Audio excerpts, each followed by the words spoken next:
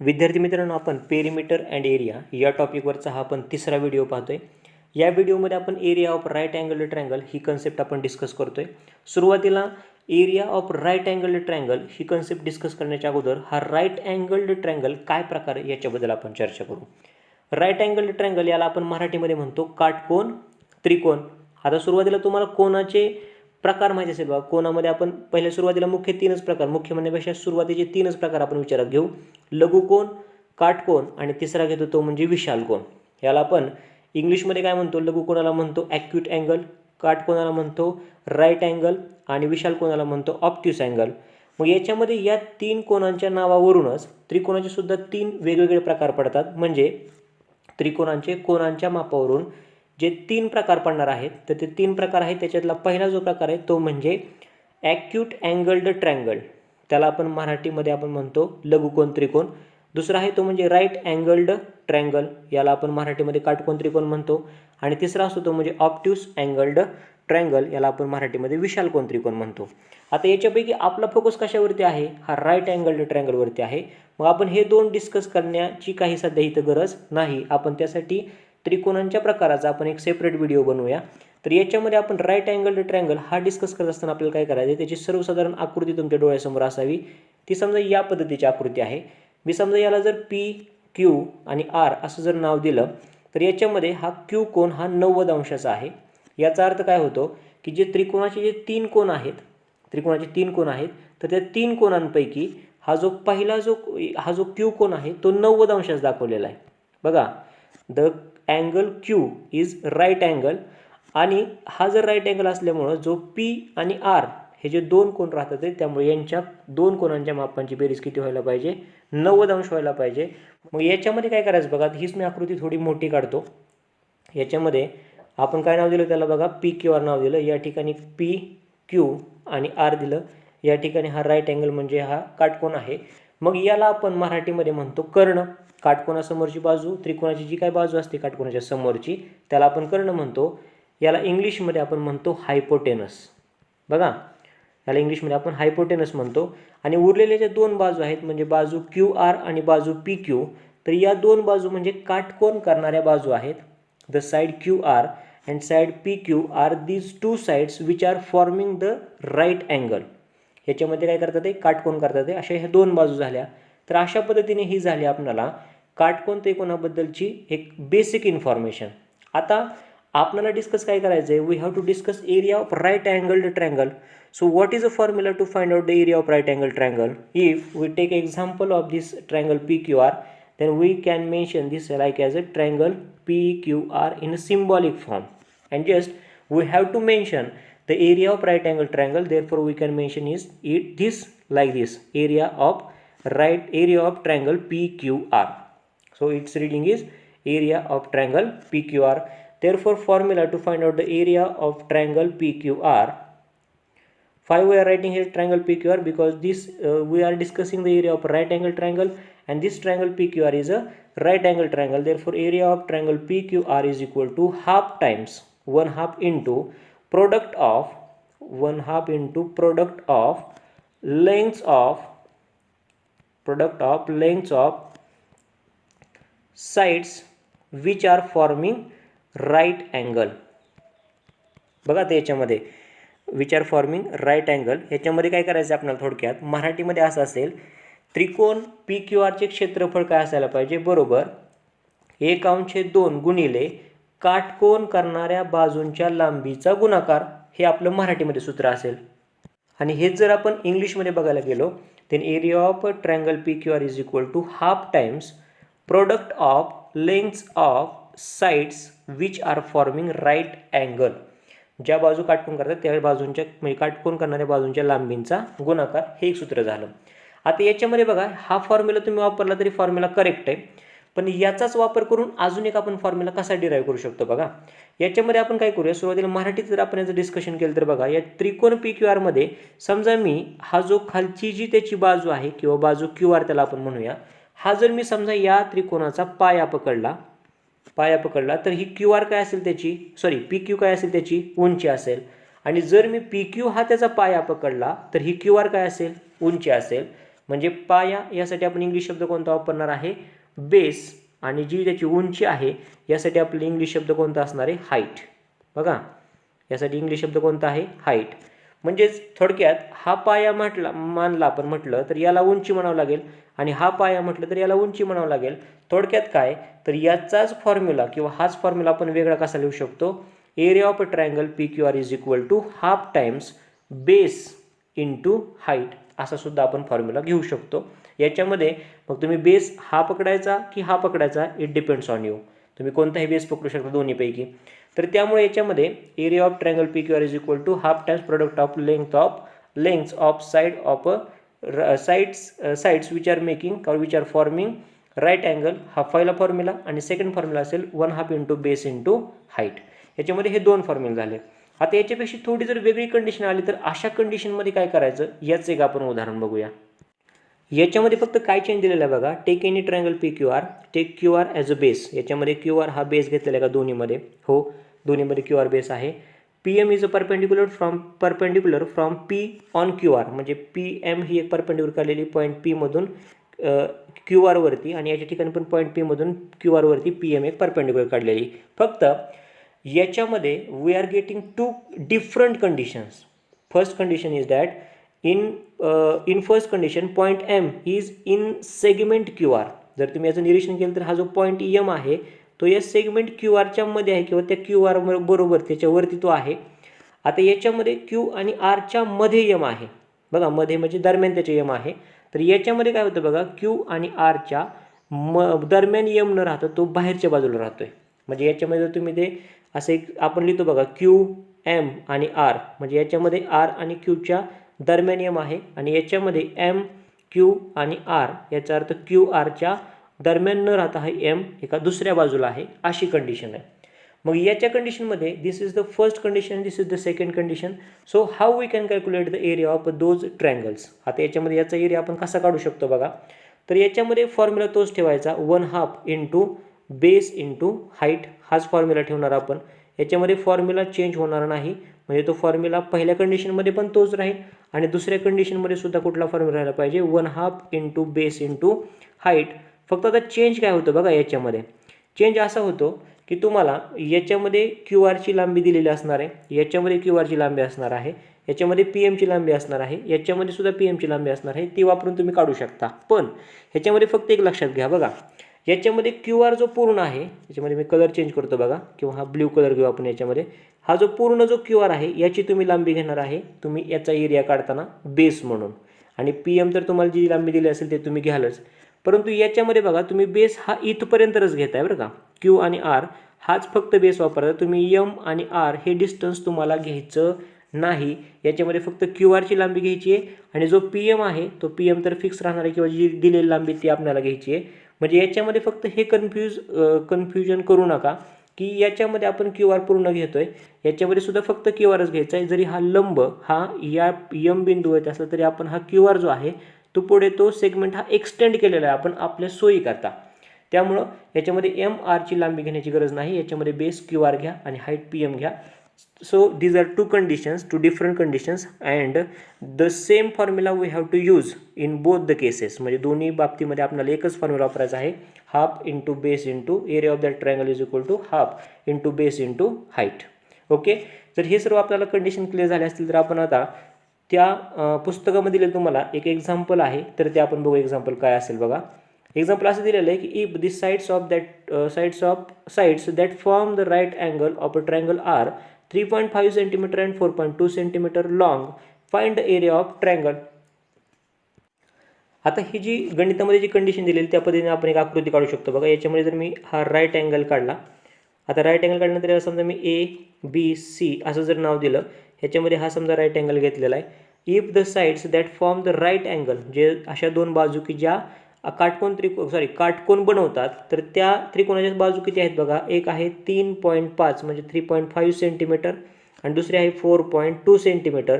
जर हे आपण दोन जर बाजू पकडल्या तर विचारलेलं काय बघा, find the area of triangle. आता आपल्याला माहिती आहे बघा, area of a triangle ABC, what formula, which formula we have to use, we have to use 1/2 into product of length of sides which are forming right angle, हा एक वापरा, किंवा 1/2 into base into height हा वापरा. समजा आपण इथं base into height जर घेतला तर बेस इंटू हाईट हा जर फॉर्म्युला घेतला आपण याच्यामध्ये, तर याच्यामध्ये बेस किती आहे बघा, याच्यामध्ये बघा हा बेस घेतला समजा आपण 1/2 इंटू, समजा बेस हा 3.5 पकडलेला आहे, तर याच्यामध्ये 3.5 या ठिकाणी तुम्ही लिहू शकता into 4.2 must be height.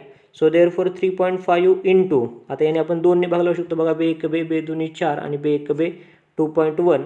Just we have to make the हे मल्टिप्लिकेशन ऑफ 35 इंटू 21.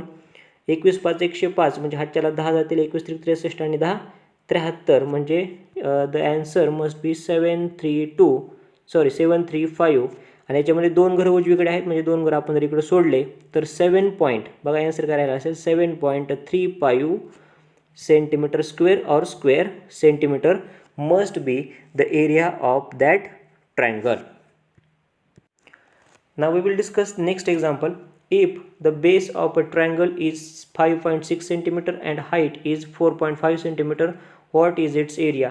आता याच्यामध्ये तुम्हाला बेस म्हटलेला आहे आणि हाईट दिलेली आहे. याचा अर्थ हा ट्रायंगल हा राईट अँगल ट्रायंगल असावा असं काहीच नाही. तो ट्रायंगल असा सुद्धा असू शकतो बघा. मग जसं आपण पहिली कंडिशन पाहिली, याच्यामध्ये समजा आपण असं केल्यानंतर समजा याला मी DE आणि F समजा असं नाव दिलेलं आहे आणि समजा हा DM आहे. तर समजा हा जर राईट अँगल असेल या ठिकाणी किंवा तो परपेंडिक्युलर असेल तर तिची हाईट होईल. याच्यामध्ये हाईट दिलेली आहे 4.5 सेंटीमीटर आणि बेस आहे बघा 5.6 सेंटीमीटर. हा पूर्ण EF हा बेस असेल.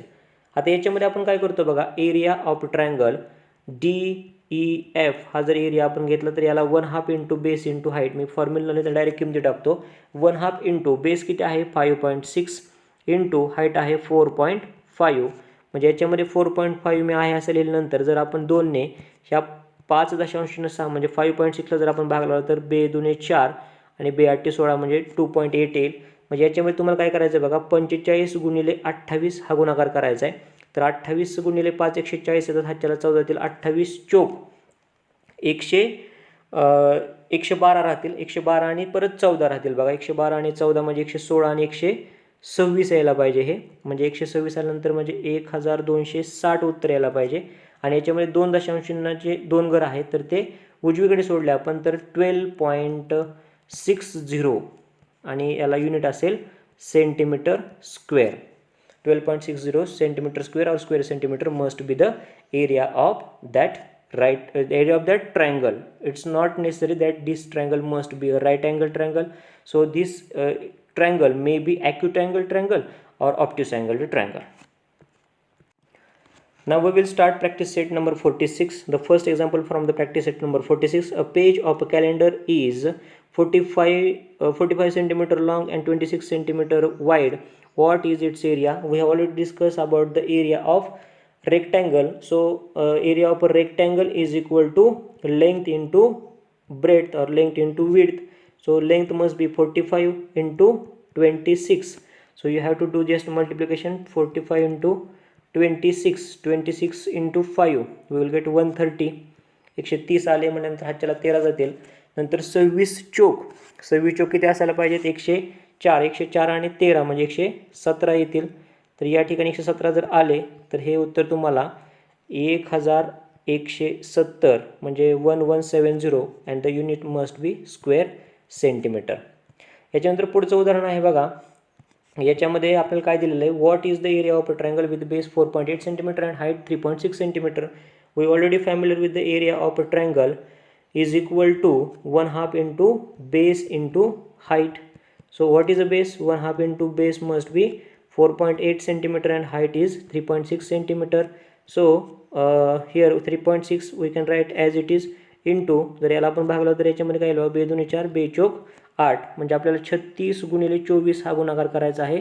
24 चे 144 ह्याच्या जातील 14, 24 त्रिक 72 आणि 4 76 आणि 10 86 म्हणजे इथं 864 उत्तर येईल. याच्यामध्ये 2 दशांश चिन्हाची गरज सोडून उत्तर द्यायचे म्हणजे 8.64 म्हणजे 8.64 सेंटीमीटर स्क्वेअर और square centimetre must be the area of that triangle.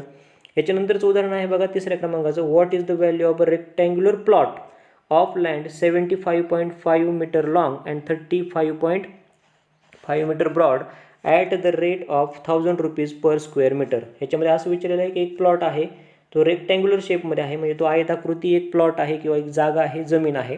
तर त्याच्यामध्ये आपल्याला काय करायचं आहे, त्याची आपल्याला किंमत काढायची की ज्याची लांबी आपल्याला दिलेली आहे 75.05 म्हणजे 75.5 and the width or it's breadth is 35.5. So first we have to calculate the area of that rectangular plot, and after that by multiplying 1000 to the area we can get the value of that rectangular plot. So first we have to find the area. Therefore area of the plot is equal to length into breadth. 5 we are taking length into breadth because the shape of that plot is rectangular. Therefore 75.5 into 30.5, we have to just do the multiplication of 755 into 305. याच्यामध्ये बघा 5 गुणिले 5 25, हातच्याला गेले 2, परत 25 आणि 2 27, हातच्याला गेले पुन्हा 2, 7 35 आणि 2 37. याच्या ठिकाणी आपण डायरेक्ट 2 शून्य लिहू आणि 3 ने गुणू. 3 बाजी 15, हातच्याला गेले 1, 5 3 15 आणि 1 16, परत हातच्याला गेले 1 7 21 आणि 1 22. याचं उत्तर कसं येईल बघा, या ठिकाणी 5 7 7 आणि 5 12, हातच्याला 1 गेले 6 आणि 3 9 आणि 1 10, परत हातच्याला गेले 1 3 आणि 2, म्हणजे उत्तर काय येईल बघा 230 आणि इथं 275 असं उत्तर आलेलं आहे. याच्यामध्ये आपल्याला 2 घरं सोडून दशांश चिन्ह द्यायचं, याचा अर्थ या ठिकाणी दशांश चिन्ह दिल्यानंतर 2302.75 meter square must be the area of that rectangular plot. Now we have to calculate the value of that rectangular plot, so we have to just multiply by 1000 to the area of that plot. So we will get the answer 2302750. म्हणजे याच्यामध्ये उत्तर आपलं किती येईल बघा 23,02,750 रुपये ही त्या प्लॉटची किंमत असेल, जर तो दर हा 1000 रुपये प्रति चौरस मीटर असेल तर. यानंतर ह्याच्यातलं म्हणजे प्रॅक्टिस सेट 46 मधलं चौथं उदाहरण आपण पाहतोय. Rectangular hall is 12 metre long and 6 metre broad. म्हणजे एक रेक्टँग्युलर हॉल आहे की जो 12 मीटर लांब आणि 6 मीटर रुंद आहे. Its flooring is to be made of square tiles. म्हणजे याच्यामध्ये ह्याचं जे पूर्ण जो फ्लोर आहे तर त्याच्यामध्ये स्क्वेअर टाईल बसवायचे आहेत. ऑफ साईड 30 सेंटीमीटर, 30 सेंटीमीटर बाजू असणारे चौरसाकृती फरशा बसवायच्या आहेत. How many tiles will fit in the entire hall. म्हणजे पूर्ण हॉलमध्ये किंवा त्या पूर्ण जो काही सभागृह आहे त्याच्यामध्ये किती फरशा बसतील हा पहिला प्रश्न आहे. And how many would be required if tiles of side 15 centimetre were use. म्हणजे जर 30 सेंटीमीटर बाजू असणारे जर आपण चौरसाकृती फरशा वापरल्या तर किती फरशा लागतील हा पहिला प्रश्न. आणि जर आपण ते फरशांची बाजू ही 15 सेंटीमीटर केली किंवा 15 सेंटीमीटर बाजू असणारी चौरसाकृती फरशा वापरल्या तर किती फरशा लागतील. मग सुरुवातीला at first we will focus on the first question of that in this part. First question in this part. आता याच्यामध्ये पहिला क्वेश्चन काय होईल बघा की 12 मीटर लांबी आहे, 6 मीटर काय आहे रुंदी आहे, आणि याचा जो एरिया येणार आहे त्याच्यामध्ये आपल्याला 30 सेंटीमीटर बाजू असणारे किती फरशा लागतील हे काढायचं आहे. या फरशीची बाजू आहे सेंटीमीटरमध्ये, ही बाजू आहे मीटरमध्ये. Now we will write the area of this rectangular hall in case of or in centimeter. So how we can write 12 meter, we can write 1200 centimeter, and same we can write 6 meter as a 600 centimeter. So this will be the area of that rectangular hall. We will not calculate 1200 into 600, we will just divide by 30 into 30 because the each side of the square tile is 30 centimeter. जर याच्याने भागलं तर आपलं उत्तर काय मिळालं पाहिजे बघा. याच्यामध्ये 10 will get cancel, from this 10 will get cancel. याच्यामध्ये 3 1 3, 3 4 12, 0 0, नंतर 3 1 3, याच्यामध्ये 3 2 6 0 0, म्हणजे 40 गुणिले 20 यायला पाहिजे, म्हणजे 4 2 8. याच्यामध्ये 800 टाईल लागतील बघा. याच्यामध्ये काय होणार आहे 800 फरशा आपल्याला लागतील. आता हाच प्रश्न कसा विचारलेला आहे बघा की याच्यामध्ये 15 सेंटीमीटर बाजू केलेली आहे. आता 15 सेंटीमीटर बाजू केली तर याचा जो छेदाचा जो एरिया आहे तो कमी होणार आहे, म्हणजे त्या टाईलची संख्या किंवा फरशांची संख्या ही वाढणार आहे. मग सेम याच्यामध्ये काय करणार आपण फक्त हा 1200 गुणिले 600 जे आहे तर त्याला फक्त आपण या ठिकाणी 30 गुणिले 30 होतं, इथं फक्त 15 गुणिले 15 ने आपण भागणार. जर आपण हा भागाकार करायला गेलो तर बघा या ठिकाणी 15 1 15, 15 8 120 0 0, 15 1 15, 15 4 60 0 0, म्हणजे 80 गुणिले 40 म्हणजे 8 4 32 आणि 2 शून्य लागतील बघा इथं. आता याच्यामध्ये किती फरशा लागतील 3200, म्हणजे 3200 फरशे एकूण लागतील. 3200 tiles will be required if the tiles of having side 15 centimetres were use. म्हणजे याच्यामध्ये दोन जे क्वेश्चन आहेत त्याच्यातलं पहिल्या क्वेश्चनचा आन्सर असेल 800 tiles will be required if the tile of having side 30 centimetre was used, and 3200 tiles would be required if the tiles of side having 15 cm were used. अशा पद्धतीने या व्हिडिओमधला हा शेवटचा प्रश्न किंवा प्रॅक्टिस सेट 46 मधला शेवटचा प्रश्न आहे. Find the perimeter and area of the garden with measures as shown in the figure along side. याच्यामध्ये काय केलेलं, एका गार्डनची एक आकृती आपल्याला दिलेली आहे की ज्याच्यामध्ये आपल्याला दोन्ही कन्सेप्ट म्हणजे पेरिमीटर आणि एरिया हे दोन्ही कन्सेप्ट जे आपण आत्तापर्यंत डिस्कस केलेले आहेत तर त्या दोन्हींची व्हॅल्यू काढायची. So first we will focus on perimeter of that garden. आता याच्यामध्ये पेरिमीटर काढायची म्हणजे आपल्याला सरळ काय करायचं आहे, फक्त याच्यामध्ये दिसणाऱ्या ज्या बाह्य बाजू आहे the sum of length of the exterior sides of that closed figure. आता याच्यामध्ये एक दिलेलं आहे बघा आपल्याला की याच्यामध्ये प्रत्येक जी बाजू आहे बाहेरची दाखवलेली तर ते प्रत्येक लहान लहान जी बाजू आहे तर प्रत्येकाची लांबी समान आहे. याच्यामध्ये प्रत्येकाची लांबी ही 13 मीटर आहे. जर आपण टोटल बाजू मोजल्या तर या ठिकाणी 3 आणि 3 6 आणि 3 9 आणि 3 12 होतील बघा एकूण बाजू. There are total sides are 12 sides and the length of each side is 13 metre. So just we have to do the multiplication of 12 into 13. So we will get 156 metre will be the perimeter of that garden. Now we have to focus on the area. आता याच्यामध्ये area काढताना काय करायचं बघा, 156 metre ही परिमिती आलेली हे एक लक्षात ठेवा आपण. आता जेव्हा आपण एरिया काढायला जाऊ त्याच्यामध्ये काय करायचं बघा की हा एरिया आपल्याला पूर्ण काढायचा. समजा मी ह्या साईड जर अशा जोडल्या बघा, आता याच्यामध्ये चौरस किती तयार होतील बघा, 1 2 3 4 आणि 5 एकूण चौरस तयार होतील. आता आपण काय करूया की एका चौरसाचं क्षेत्रफळ काढू, कारण हे 5ही चौरस आहेत तर ते समान मापाचे असतील. त्यामुळे आपण काय करूया, we will find the area of 1 square and we will multiply by 5 to that area to calculate the area of a whole garden. Okay, म्हणजे आपण याच्यामध्ये एक जर आपण चौरस पकडलं तर प्रत्येकाची बाजू किती आहे 13 metre. Now area of a square is equal to side square. So we have to just square 13 square is equal to 169 metre square must be the area of 1 square. Okay, now here are total 5 square, therefore we have to just multiply 169 into 5.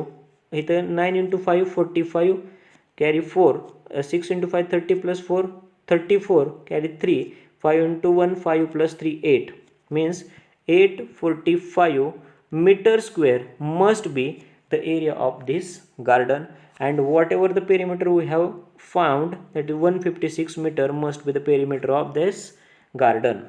Okay, अशा पद्धतीने आपण हे practice set number 46 सुद्धा संपवलेला आहे. याच्यामध्ये perimeter and area याच्यामधल्या विद्यार्थी मित्रांनो हा तिसरा व्हिडिओ आहे. तर आपल्याला 2 व्हिडिओ आपण पाहिलेले नसतील तर खाली डिस्क्रिप्शन बॉक्समध्ये त्या व्हिडिओची लिंक आहे. जर आपल्याला हे व्हिडिओ आवडत असतील तर हे व्हिडिओ लाईक करा, शेअर करा, चॅनल सबस्क्राईब करा. धन्यवाद.